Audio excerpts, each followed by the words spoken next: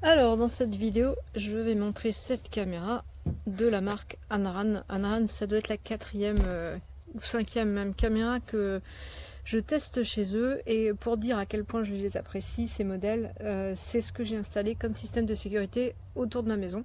Et celle-ci va aller près de la porte d'entrée. Donc elle n'est pas fixée pour le moment. C'est plus simple pour la montrer.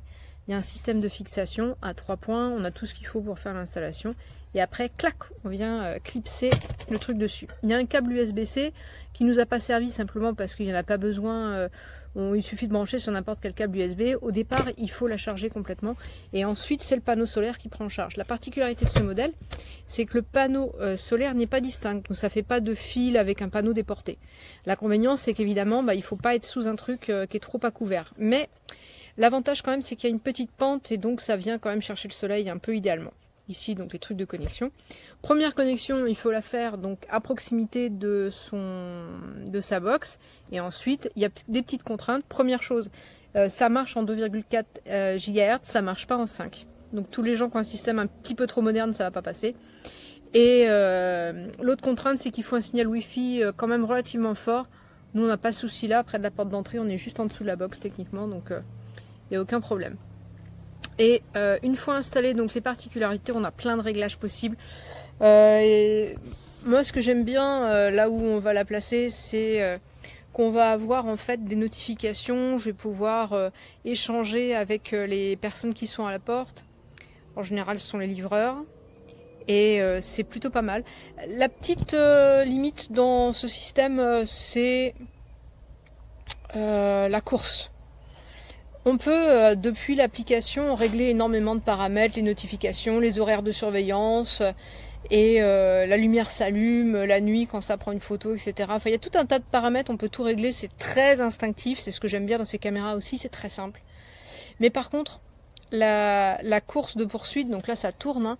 Donc là ça se déplace comme ça tourne, ce qui fait que mis dans le bon angle, on couvre quand même un bon périmètre. Par contre, on le couvre avec une certaine lenteur.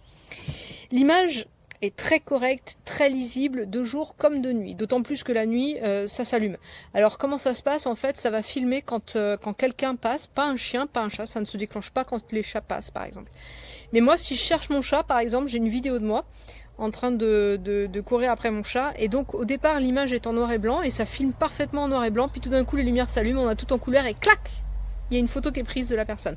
Sauf que il y a un petit temps de décalage de, je dirais, 2 secondes. Alors 2 secondes, ça permet de déclencher le truc, mais d'être sorti du champ.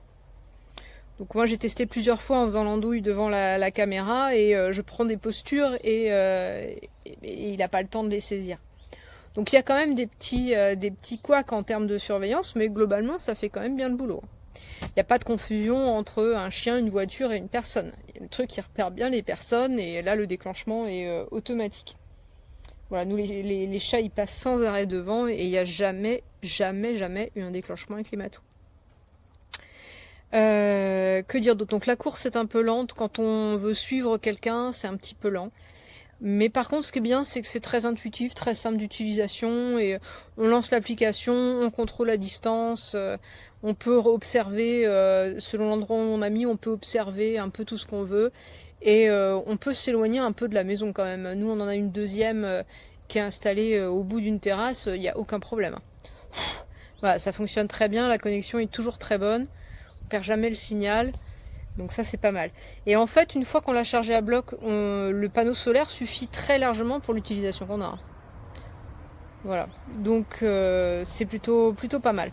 Alors en dessous on va pouvoir avoir accès aux trucs qui permettent de connecter. Donc il y a le truc d'étanchéité en silicone et on va avoir le bouton recette et la carte pour mettre une carte SD.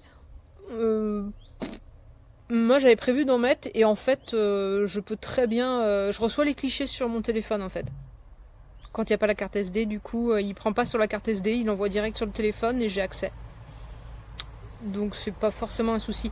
Alors j'ai accès pendant un certain temps et puis après je peux télécharger à la demande.